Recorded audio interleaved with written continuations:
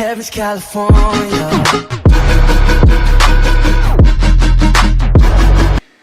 Hey guys, what's up? I'm going to be reacting to a new video by Wansee Entertainment. The video is called True Cottage Horror Story Animated. It's about 5 minutes long, 5 hours ago, so just recent. Not really much else to say, but yeah, let's go.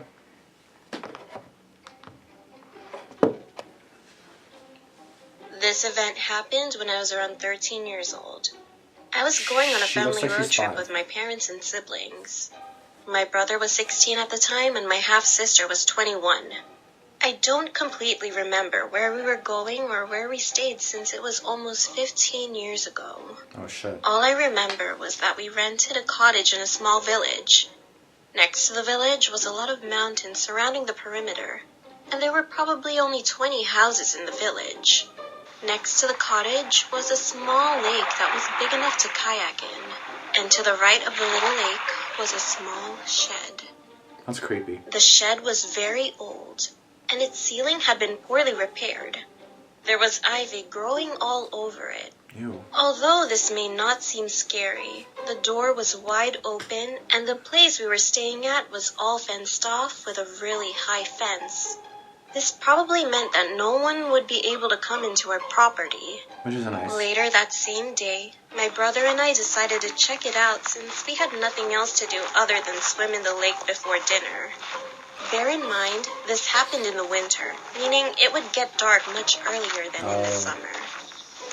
We walked up towards the shed, and as we walked towards it, we realized that a source of light was shining through the ceiling. It didn't seem like it was a normal ceiling light, but was almost like a torch. We saw the light slowly move around in between the cracks of the shed. Don't go in. Then, in one sudden motion, the light randomly pointed at us. My brother and I were petrified by the situation. We both looked at each other with blank expressions. Our parents were in the lounge watching TV, so they wouldn't be able to hear us at all if we cried out for help. Shit. I don't like to be cliche, but my big brother is a very strong person, emotionally, physically, and mentally. So I was surprised when I saw his lower lip tremble out of the corner of my eye. What do you expect? I thought he was going to protect me by telling me what to do, but instead he just stood there, frozen, like me, with a petrified face as the bright light blinded us through the gaps between the walls of the shed for what felt like an eternity. Suddenly, the light switched off. A small sense of relief hit me as the light turned off, but I was still scared for my life. Because the light was shining on our faces for so long, our eyes were not used to the dark. When we tried to escape by running in the opposite direction towards the cottage, we couldn't see where we were going. Then, as if the situation couldn't get any worse, we heard a loud shuffling sound coming from the shed. We could hear the sound starting to crescendo as we ran silently towards the cottage. The sound was getting louder and louder. Soon after, I could just make out a hollow voice coming from behind us. I hesitantly looked behind me. To my horror, I saw a middle-aged man standing next to the shed with a flashlight in his hand. His hands were covered in what looked like blood, and his hair was greasy as if he never showered once in his life. He had a long beard that looked tangled and disgusting. In a faint voice, he said, "Come here, child. I have many toys in here. Yeah, okay. Do you want to play some games with me?" No, I want to go home. He said this with a creepy smile and eyes wide open without blinking. He looked as if he was talking to me. I instantly screamed as loud as I could, and my brother grabbed my hand with dear life as we sprinted back into the cottage. Like, what the hell, man? We told our parents what happened, and I hugged my brother and sister with tearful eyes. They didn't believe us at first because they were so shocked by the situation and so confused. Go look yourself. But when they saw the monstrous man's face pressed up against the window with a bloody butcher's knife in his hand, they screamed in horror and immediately called the police. Yeah, now Julie, the police were nearby since it was a small town, but as the sirens came, we saw the man run back to his shed, and unfortunately, they never caught him. But they could just go to the They asked us what he looked like and what he said to us. The police told us that a girl that looked similar to me and was roughly the same age as me was murdered last month because of that man we saw from the the shed. I can't imagine what would have happened if we stayed in a busy town that weekend, or if the police didn't make it in time. I am now scared to go near sheds after that incident, and I will never be the same. A situation like this has not happened since, but I really hope that man is either caught or is being chased by the police, because those few moments scarred me for life. He's still there waiting, isn't he? Well, I don't get it though. Like, if that's where like he lives, then what the fuck is up with my hair? If that's where like he lives, then like why can't the cops just go there? Like, he's basically always there, right?